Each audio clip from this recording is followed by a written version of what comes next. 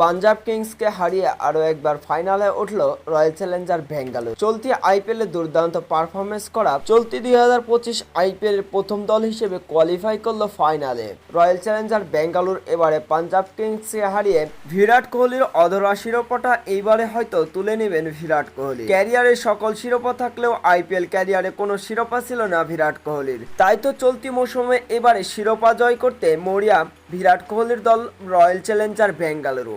সেই সাথে সাথে বিরাট কোহলির সঙ্গ দিচ্ছেন রয়্যাল চ্যালেঞ্জার বেঙ্গালুরু সকল ক্রিকেটাররা।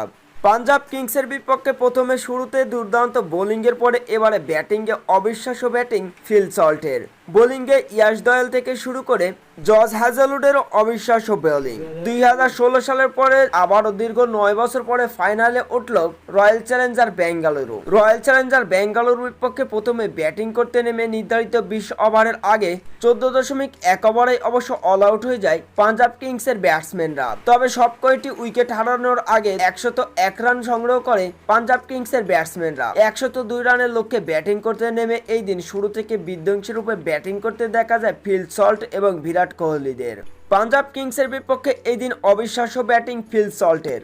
মাত্র 23 বলে 50 এরপরে 27 বলে 56 রানের বিধ্বংসী ইনিংসে 2 উইকেট হারিয়ে অবশ্য জয় তুলে নেয় রয়্যাল চ্যালেঞ্জার বেঙ্গালুরু। আর এই জয়ের সাথে সাথে অবশ্য ফাইনালে পৌঁছে যায় রয়্যাল চ্যালেঞ্জার বেঙ্গালুরু।